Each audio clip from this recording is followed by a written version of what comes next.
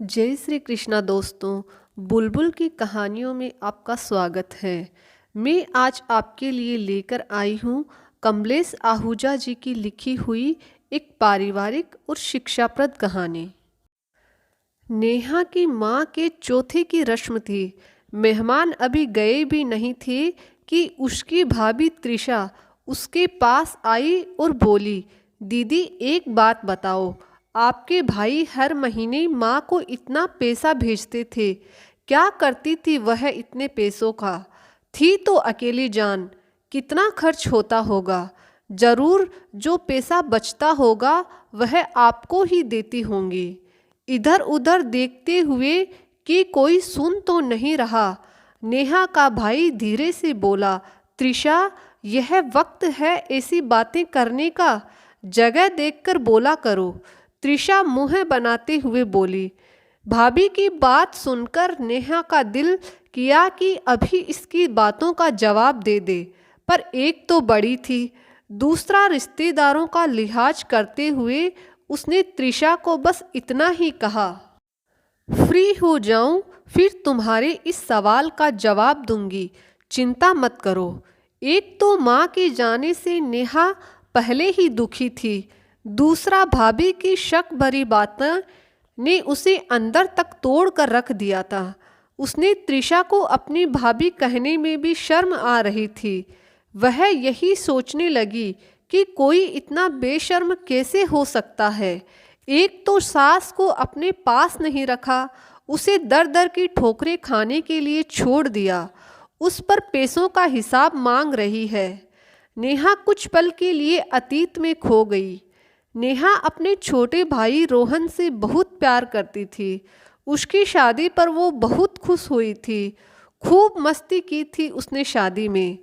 त्रिशा शादी के कुछ दिन बाद भाई के साथ ही चली गई थी, क्योंकि भाई दूसरे शहर में नौकरी करता था। त्रिशा के आने से नेहा के माता पिता बहुत खुश थे कि चलो अब उनके बेटे को घर का खाना भी मिलेगा और कंपनी भी। त्रिशा अब जब भी ससुराल आती तो बस रोहन के साथ वही 6-7 दिन के लिए। नेहा भी उसी शहर में रहती थी तो वह भी भाई भाभी के साथ रहने आ जाती थी। त्रिशा मीठी मीठी बातें करती और थोड़ा बहुत काम में हाथ भी बटा देती।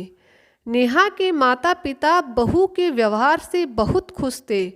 वह सबसे यही कहते थे कि उन्हें बहू सेवा करने वाली मिली है। सब कुछ ठीक चल रहा था। कभी नेहा के माता पिता रोहन के पास रहने जाते तो त्रिशा उनकी बहुत खातिरदारी करती थी, क्योंकि उसे पता था कि यह लोग 15-20 दिन रहकर अपने घर चले जाएंगे।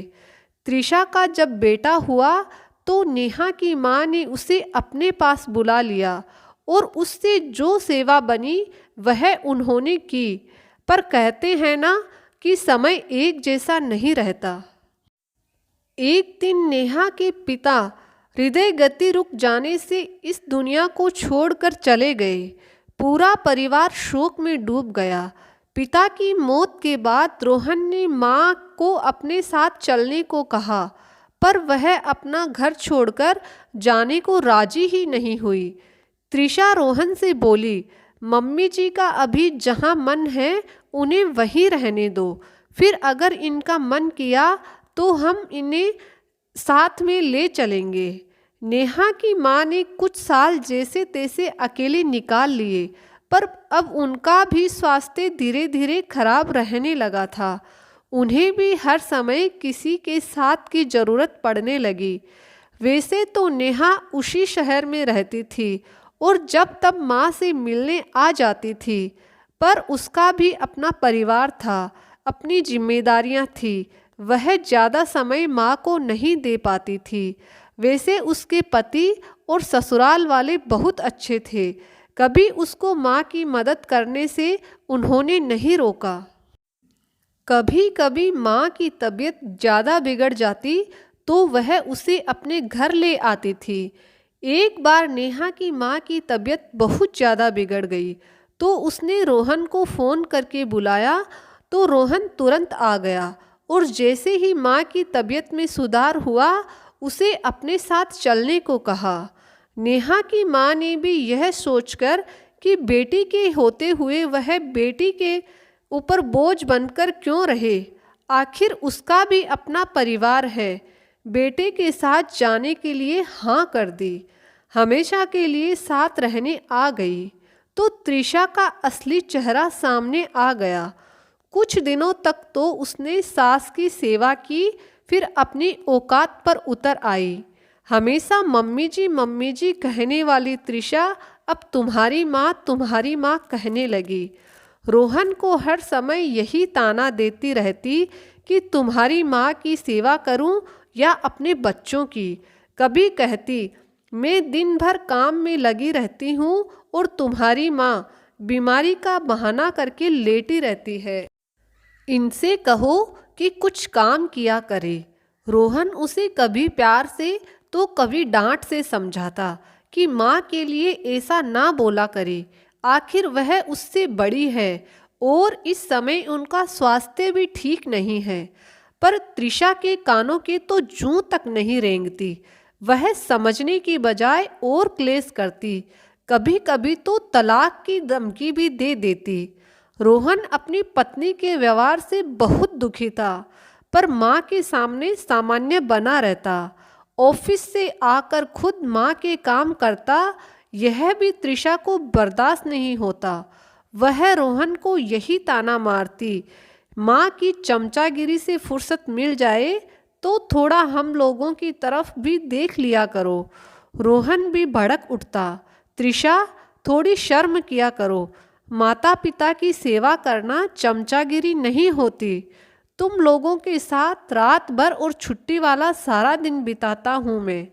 तुम्हारे सारे नौकर चौकर चाकर सुख सुविधा दे रखी है, और क्या चाहती हो तुम? मैं बस यही चाहती हूँ कि इस मुसीबत को इसके घर छोड़ दो। इसने मेरा जीना हराम कर रखा है। रोज रोज घर में झगड़ा क्लेश देख और अपनों को मुसीबत समझकर माँ दुखी रहने लगी। एक दिन जब रोहन और त्रिशा किसी काम से बाहर गए हुए थे तो नेहा की माँ ने नेहा को फ़ोन किया और रो रो कर सारी कहानी सुनाई। नेहा ने माँ को आश्वासन दिया कि वह जल्दी ही आकर उसे ले जाएंगी। माँ का फ़ोन आने के बाद नेहा ने अपने पति से बात की तो वह भी सुनकर बहुत दुखी हुए और तुरंत माँ को लाने के लिए तैयार हो गए।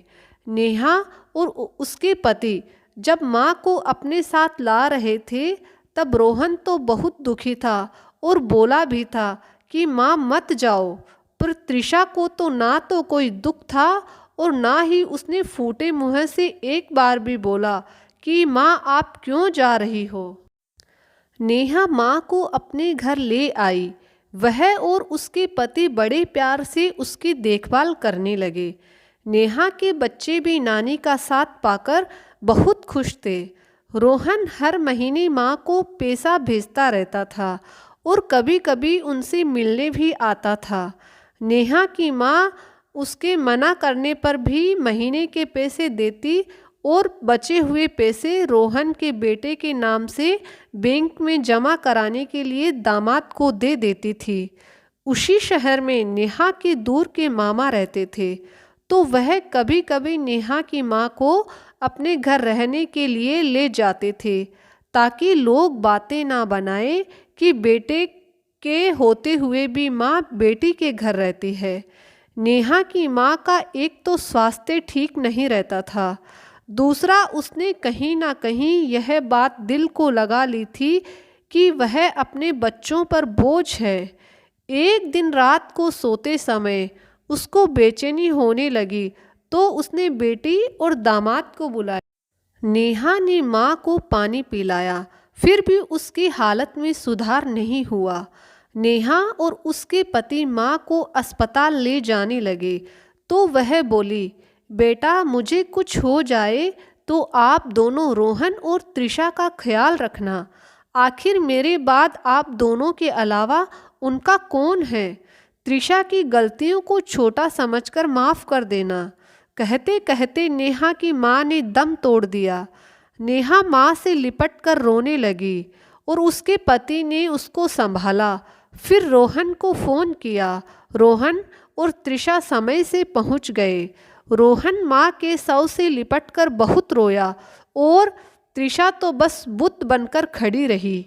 चौथे की रस्म पूरी हुई, सभी मेहमान चले गए तो नेहा त्रिशा से बोली, हाँ तो तुम उन पैसों का हिसाब मांग रही थी ना जो तुम्हारा पति अपनी माँ को भेजता था। और तुम्हें बताती हूँ दीदी, छोड़ो इन फालतू बातों को, इन बातों से माँ की आत्मा को और तकलीफ होगी। नहीं रोहन, तेरी बीवी को सच्चाई बतानी जरूरी है, वरना वो यही सोचेगी कि हमने माँ को रखकर उसके पैसों पर खूब ऐश की है। नेहा अपने कमरे में गई और एक पेपर लेकर आई। फिर त्रिशा से बोली, हाँ माँ मुझे पैसे देती थी मगर बैंक में जमा करने के लिए। क्या मतलब? त्रिशा आश्चर्य से बोली। क्योंकि उन्होंने अपने पोते के नाम एफडी करवाई थी, यह संभालो अपनी अमानत, कहकर नेहा ने त्रिशा को एफडी वाला पेपर थमा दिया। त्रिशा की नज़रें शर्म से झुक गई। रोहन रोते हुए बोला, दीदी इन पर सिर्फ आपका और जीजू का हक है, आप मुझे और दुखी मत करो, मैं पहले से ही बहुत शर्मिंदा हूँ, अपनी माँ की सेवा तक नहीं कर पाया। रोहन, तू क्यों शर्मिंदा होता है? शर्म तो तेरी पत्नी को आनी चाहिए। इसमें उस सास का अपमान किया जो बेचारी मरते समय भी इसके भले की ही बात कर रही थी। रोहन, माँ ने आखिरी समय यही बोला था कि उनके जाने के बाद हम दोनों तुम्हारा ख्याल रखें और त्रिशा की गलतियों को छोटा समझकर माफ़ कर दे। नेहा के पति ने अपनी पत्नी की बात का समर्थन किया। दीदी, जीजाजी प्लीज़ मुझे माफ़ कर दीजिए, मुझसे बहुत बड़ी गलती हो गई, त्रिशा ने रोते हुए कहा। नेहा और उसके पति के पैर पकड़ लिए। उठो त्रिशा, अब माफ़ी मांगने से कुछ नहीं होता, जाने वाला तो चला गया, अब जिंदगी में कभी ऐसा कोई काम ना करना जिससे बाद में तुम्हें शर्मिंदा होना पड़े या माफ़ी मांगनी पड़े। और हाँ, माता पिता बोझ नहीं आशीर्वाद होते हैं, वह बहुत नसीब वाले होते हैं जिनको यह आशीर्वाद मिलता है। नेहा ने त्रिशा को गले लगा लिया। सास के जाने के बाद त्रिशा के व्यवहार में काफ़ी बदलाव आ गया। नेहा से भी उसके संबंध मधुर हो गए, सब ठीक हो गया।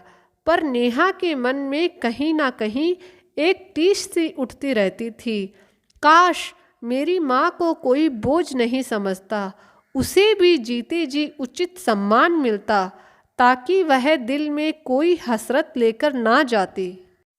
दोस्तों, हमें अपने माता पिता का उचित सम्मान करना चाहिए ताकि भविष्य में हमारे बच्चे भी हमें वैसा ही सम्मान दे सके। माता पिता को कभी बोझ नहीं समझना चाहिए, वह तो हमारे लिए आशीर्वाद है। उनके घर में रहने से ही हमारे ऊपर ईश्वर की कृपा बनी रहती है और हम विभिन्न बाधाओं से बचे रहते हैं।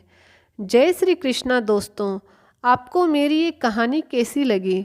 अगर आपको मेरी ये कहानी पसंद आई तो मेरे चैनल को लाइक और सब्सक्राइब ज़रूर करना। चैनल को सब्सक्राइब करना ना भूलिएगा।